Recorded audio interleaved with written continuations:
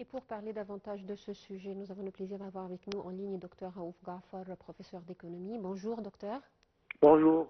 Alors, on parle aujourd'hui de l'insécurité alimentaire. C'est vrai que notre région surtout est menacée par cette crise. Monsieur le ministre de l'Agriculture a parlé des défis auxquels fait face la région. Alors, selon vous, docteur, quelles sont les stratégies que doivent adopter les pays de la région pour faire face à cette crise de l'insécurité alimentaire? À mon opinion, on doit dépendre sur soi-même. C'est-à-dire, bien que on n'a pas, on est très loin de l'autosuffisance, mais au moins, il faut faire un grand effort pour essayer de produire au moins ce qui sert pour notre nourriture. Ça, c'est le seul moyen. Entre-temps, voilà, on va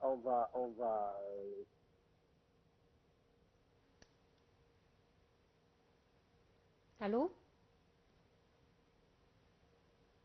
Docteur, est-ce que vous m'entendez? de se suffire entre pays, justement les efforts qui ont été faits en Égypte pour dans cette direction.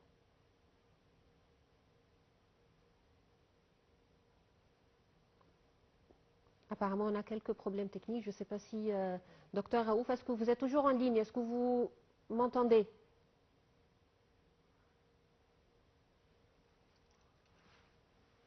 Docteur Raouf? Alors, apparemment, on a quelques problèmes techniques. On s'excuse énormément. On s'arrête pour une petite pause. Alors, on a réussi encore une fois à avoir docteur Raouf Gaafar au téléphone. Alors, docteur, est-ce que vous m'entendez cette fois-ci? Oui. Alors, on parlait tout à l'heure des stratégies nécessaires pour faire face à Oui. l'insécurité alimentaire dans la région.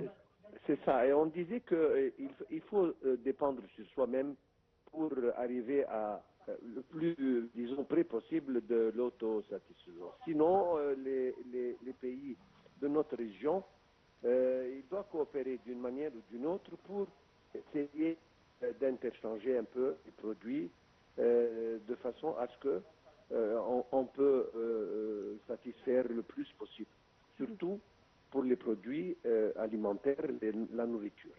Nous avons certainement confronté beaucoup de défis sur le plan Covid d'un côté, sur le plan chaîne d'approvisionnement qui ont été interrompues à cause des guerres, en plus, maintenant avec le changement climatique.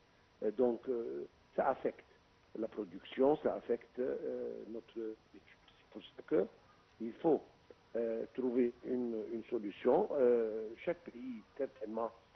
D'ailleurs, si on parle de l'Égypte, on a fait des efforts colossaux dans cette direction. On a augmenté la superficie des terrains arables. On a fait de bonification de plus de 1 ou 2 millions de dents d'un côté. On a essayé d'introduire des nouvelles semences pour augmenter la production, comme on dit, verticale.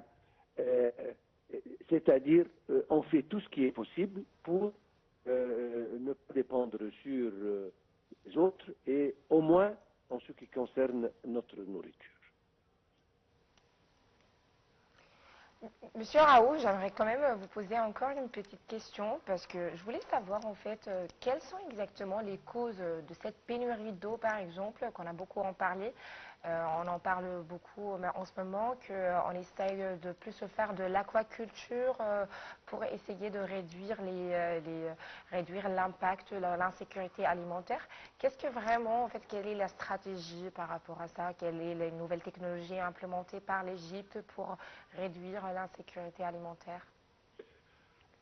C'est un défi qui représente une chose très sérieuse. Il faut le prendre au sérieux parce que ça a à faire avec la vie des citoyens. Donc maintenant, on a certainement introduit des nouvelles technologies, des nouvelles méthodes d'agriculture, c'est-à-dire par exemple les serres agricoles. On a commencé à utiliser ce genre d'agriculture pour introduire des nouveaux produits, augmenter la production de ces produits dans les différentes saisons. Donc, je veux dire que oui, on a fait beaucoup d'efforts et on continue à faire ces efforts parce que, comme je viens de dire, quand on parle de nourriture, on parle de vie. Donc ça, c'est une chose essentielle. On essaye de rationaliser encore l'utilisation, par exemple, de l'eau pour essayer de avoir la possibilité d'irriguer plus de superficie. Comme je viens de dire il y a quelques instants, on a introduit des nouvelles technologies en ce qui concerne les semences pour essayer de augmenter la production de différents produits.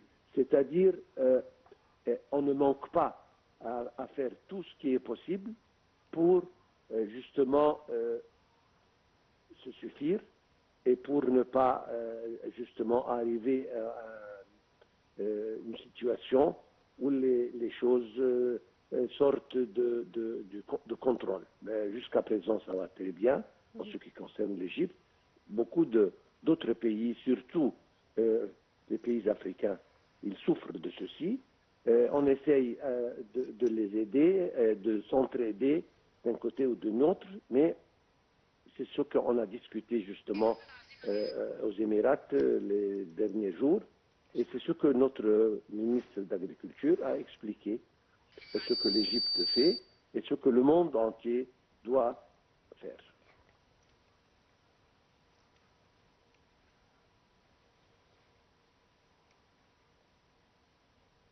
Bien, je vous remercie infiniment, docteur Raouf Gafar. Je rappelle, vous êtes professeur d'économie. Merci beaucoup pour ces déclarations. Et c'est ainsi également qu'on arrive à la fin de cette édition de Bonjour l'Égypte. Merci pour votre attention. Merci Léa, mesdames et messieurs, je vous souhaite une bonne journée.